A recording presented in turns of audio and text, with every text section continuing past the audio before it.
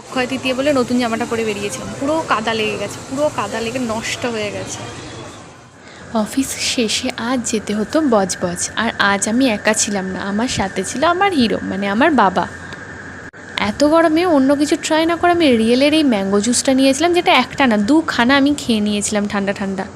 শিয়ালদা থেকে বজবজ যাওয়ার দিকে যখন ট্রেনটা চালু হবে না, তখন দেখবে তার জার্নিটা কতটা সুন্দর।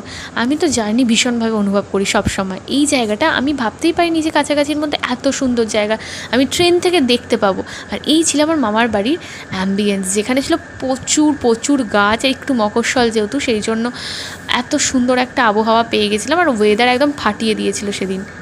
এবার বলি আমি একদিনের জন্য হঠাৎ করে কেন চলে গেলাম। আমি সবসময় চাই কি যখনই ছুটি পড়বে তখনই আমি কোথাও না কোথাও ঘুরতে যাই।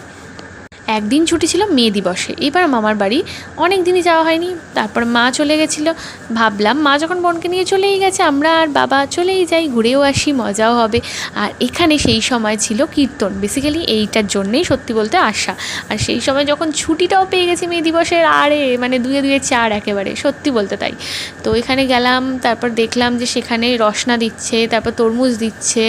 তার আগের দিন হরিনাম হয়েছে, পুরো রাত্রি জুড়ে হরিনাম হয়। অনেক বড় বড় কীর্তনিয়া বা কীর্তন যারা করেন তারা সকলে গ্রুপ নিয়ে আসেন। আমার কিছু বলতে অসুবিধা বা কিছু ভুল বলে ফেলে কিন্তু অবশ্যই ক্ষমা করে দিবেন প্লিজ। আর এই জায়গাটা রাধাকৃষ্ণের যে মঞ্চটা আছে এত সুন্দর, হাতে হাতে মানে নিখুঁত যে কাজ হয় না, একদম নিখুঁত কাজ। আমি দূর থেকে দেখানোর চেষ্টা করছি, দেখুন একবার, খুব সুন্দর করে সাজায়। আর এই পাড়ার তো সকলে একসাথে থাকেই, প্লাস অনেক বাইরের পাড়া থেকে, অনেক বাইরে থেকে লোকজন আসে এই সুন্দর 2-3 দিনের যে জার্নিটা সেটা দেখার জন্য।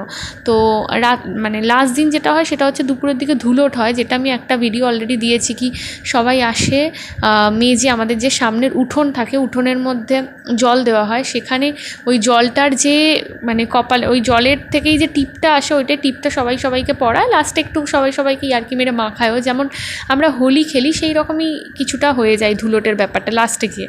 তারপরে এসে এই জায়গাটা, এটাকে সদর বলে, এখানে গিয়ে সবাই হাত তুলে নাচ করে, এটা দুপুরের জায়গাতেই, ঠিক আছে। আর এই দিন নিরামিষ তো খেতেই হবে, প্লাস এখানে এই দিন হচ্ছে সকলের বাড়িতে পান্তা হয়, যেটা কিন্তু শরীরের জন্য গরমকালে খুবই ভালো। আর আমি ভীষণভাবে এনজয় করেছি, আমি অনেকটা পান্তা খেয়েছিলাম। তার সাথে থাকতেও 2 রকমের আলু মাখা, ডাল মাখা, অনেক কিছু ছিল। আর অনেক রকমের বড়া ছিল, পটলের বড়া, আলুর বড়া, আর একটা কিসের বড়া খেলাম, মানে খুব ভালো লেগেছে। একদম একটু অন্য রকম টাইপের হয় এই ব্যাপারটা। আর বছরে একবার তো আসাই যায়, তাই না, যেখানে দিদা আছে।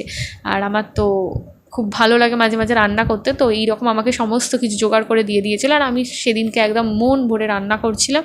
এই দিনই আবার রাত্রিবেলা হয়, লাস্ট দিন আর কি, লাস্ট দিন রাত্রিবেলা